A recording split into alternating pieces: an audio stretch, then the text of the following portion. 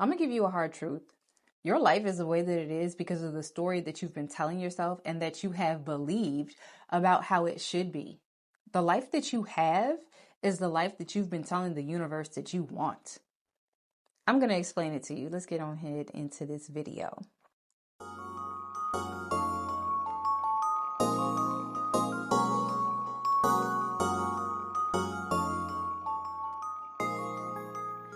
Now, I know you might be saying, no, that's not true. I don't think that I should be in this bad relationship or struggling to provide financially for my family or in this job that I hate or overcome with depression. I don't think that's how my life should be. I don't want this. What are you talking about?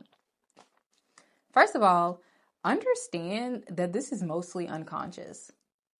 Think about like when you really want something. What do? You're usually thinking about it 24/7, right? Like you can't get it off your mind. You might try to think about something else, but it just keeps coming back up to the forefront of your mind, either until you achieve it or you convince yourself that it's impossible to achieve.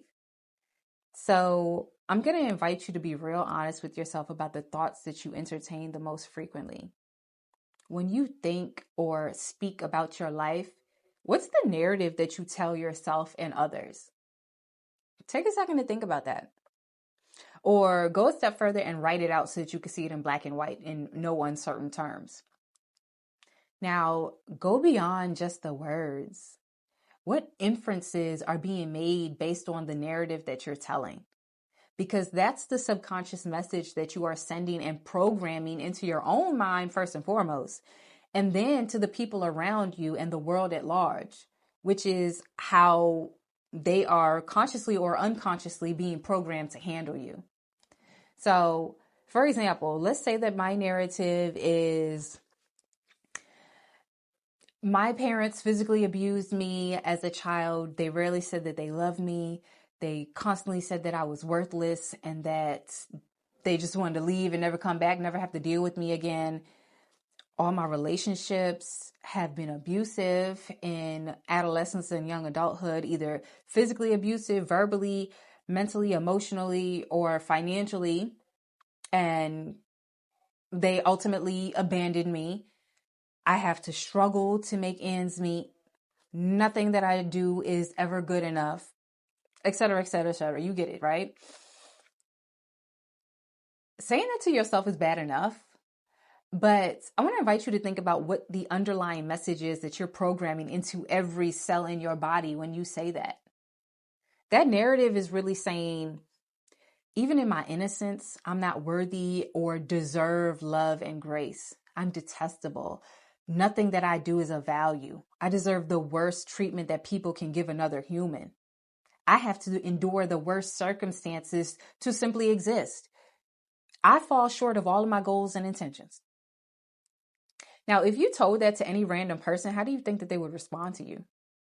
Do you think that they would give you the best opportunities that they come across? No, because you just told them that you fumble every opportunity to achieve and to prove your worth. And in fact, you believe that you're worthless. Do you think that they would give you that king, queen, god, goddess treatment? Absolutely not. Because you just said that everyone that you've ever been with has abused and abandoned you. And honestly, that's pitiful. And you can't treat somebody that you pity like a king, queen, god, or goddess. You have to respect and admire someone to treat them like that. When you think like this on a regular basis, it goes beyond being just an internal monologue. It becomes a set of instructions that you are commanding every cell in your body to obey. This is the code that you're programming into the supercomputer that is your brain. And your brain is exceedingly efficient and effective at identifying and creating the conditions that you require of it. So, for example, you can decide, look, I got to find a way to get this rent money by the 5th of the month. And your brain will scan every bit of information that it comes across through the people that you encounter and what comes up in conversation, or maybe prompting you to be proactive and bring it up in conversation and ask people if they know of any jobs or work that you could do or help that they might need around the house so that you can make the money. or when you're online on the internet or reading a newspaper or listening to the radio. I don't know if people still do those things, but you get the point. You're going to find a way. But if you tell yourself, well, if I can't make the rent money this month, I'm just going to move in with my mama, or I'm going to go to a shelter. You are instructing your brain that there is no urgency in finding a way to come up with the rent money because you're okay with moving in with your mama or being homeless. So your brain is not going to look for ways to create that cash flow. And therefore, guess what's most likely to happen? Your ass is going to be homeless. I would argue that the human brain is the most technologically advanced thing on this planet other than the planet itself. And you are its programmer. So bring some awareness into what you're doing if you want to see some changes in the life that you're currently experiencing. And I'm not saying that you have to lie or wishful think or delulu your way into your wish fulfillment, but I am telling you to be more mindful of the words that you use to describe yourself, your life story, the past, present, and future tense, and the way that you frame that narrative. So let's use the same example that I brought up at the beginning of this video. How can that depressing story be reframed in a way that not only neutralizes the disempowering effect that it has, but also repositions you into a more empowered state? I could say, growing up, my parents didn't have the awareness of the capacity to love me gently and compassionately. They repeated harmful cycles of trauma that they themselves were initiated into, which in their unconsciousness affected my sense of self-worth, which in turn affected my experiences in every other aspect of my life, from individual, interpersonal, professional, and even financial. I had to learn to show up for myself and love and support myself the way that I needed to be loved and supported by the people closest to me. But I'm stronger and I'm wiser for having had these experiences. The fact of the story remained the same, but how did that feel in comparison with the first narrative? There was higher and deeper understanding. There was more accountability. There was room for growth, and the heaviness and the self-pity wasn't there. So you're able to see yourself more as a victor than as a victim of your fate. Restating it as we did, you become your cheerleader instead of your own oppressor, doubling down on the oppression that you have already endured. And that's what I want you to take away from this little talk today. Take accountability for your state in life. It's a direct reflection of your state of mind. Stop persecuting and punishing yourself with that negative self-talk and disempowering narrative.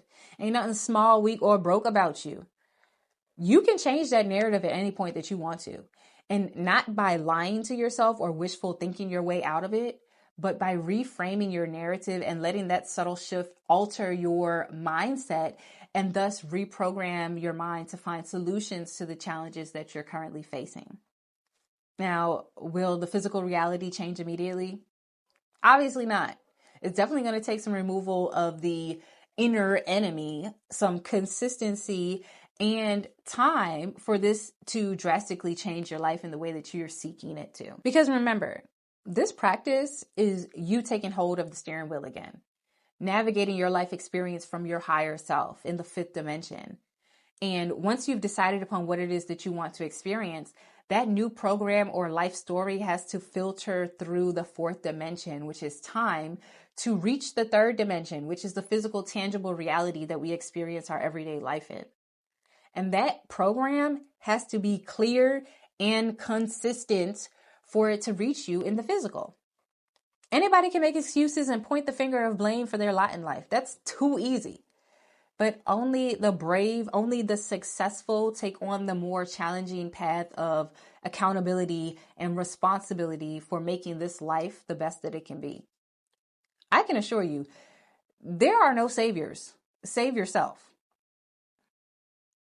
You caught the double entendre there? Okay. All right. But for real though, nothing's going to change until you do. But I see you striving to be your best family, okay? So that's why I created a short journal prompt to help you dive into this process of increasing awareness and rewriting your story.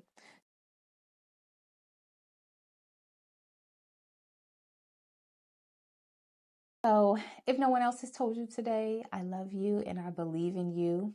And you got this, fam. All right. Peace.